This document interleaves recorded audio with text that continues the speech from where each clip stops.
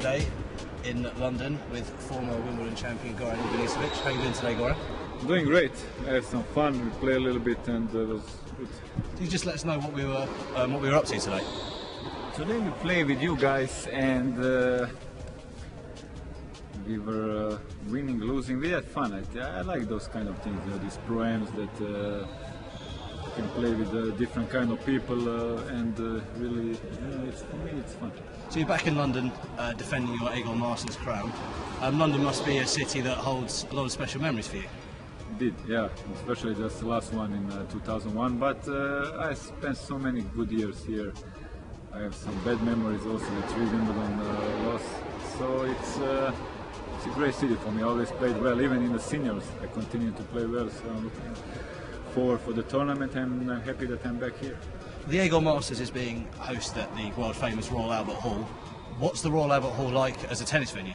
It's a different, you have to play to actually be able to, understand how nice it's there. And we have a privilege to play there. It's an honor to play there, and it's completely different than the other venues that I play. Well, you're going to be up against the likes of Thomas Enqvist, Mark Philippoussis, possibly Tim Henman. Is the desire and competition still the same as it was when you were all there playing on the ATP Tour? Not like that, but still, in the end, you won't will win. But it's nice to be with the guys. After the matches, you don't lock yourself in the room, and you just go out, have fun, and wait for the next match and see what happens. So it's more enjoyable. But still, it's competitive, and we still want to show ourselves and play well.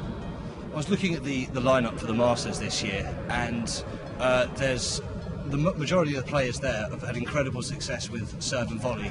Yourself, John McEnroe, Pat Cash, Tim Henman. It's something that's not really used as a plan A anymore in the modern game. Do you see that like serve and volleys, kind of the days are over, or do you think it's a kind of cycle, it'll come back round?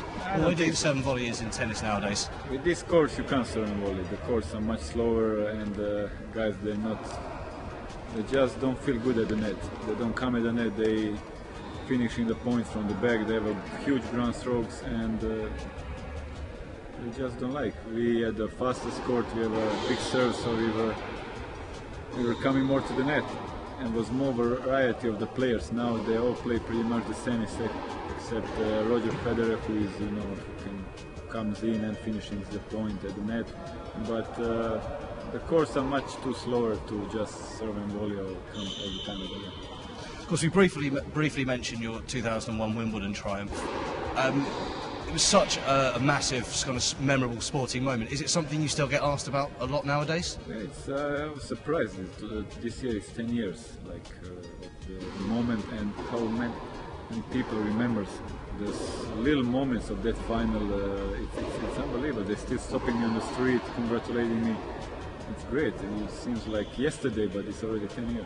Of course, it wasn't just the final that made it so special. There was the 3-day epic against Henman, the fact that you won it being a wild card. How vivid are your memories of that 2 weeks? Sometimes people say things like that go by in a blur. Is that something that you experienced? I remember every day, every hour of these 15 days. Especially these 3 days against him with the rain. Luckily, there was no roof that time for me. For him, actually, not for me. No roof. I was lucky with the rain. Monday final with the atmosphere with Pat. So everything was just meant to be. And just a quick word on your thoughts of the ATP season that's just finished. How did you think it was as a season? The season was great. I actually finished like last year with the Roger in unbelievable form, beating everybody. But unfortunately, that doesn't prove anything for next year. It's still a long time for Australian Open.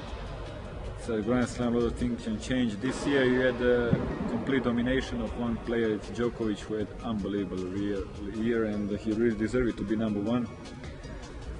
Unfortunately for you guys, Andy didn't win a Grand Slam, but I believe in him. I am a big fan of Andy game, Andy of everything. So I think he has a chance to win. I don't know, next year after, but he has a game, he has a chance, so I wish him all the luck. Can you see Djokovic dominating again for another season the way he did this season? He can dominate. I don't know for how many seasons, but he is unbelievable. He improved his game. He's very smart. He's work on himself, and if he stays healthy, he can do it. And just finally, next summer we'll be having the Olympics here as well. Tennis has always got a big part of the Olympics. Is that something you think that is a good thing for the sport, the Olympics? A lot of people say that. But for a tennis player, Olympics are not the most important thing. We have Grand Slams; they are in front of Olympics. But it's still, I won a medal in 1992, and it's nice to to go on this podium and receive the medal, and Anthony's playing. It's just something different, but it's not most important. That's great. Well, Goran, thanks very much for giving us a few minutes of your time today, and best of luck over the next few days. Thanks.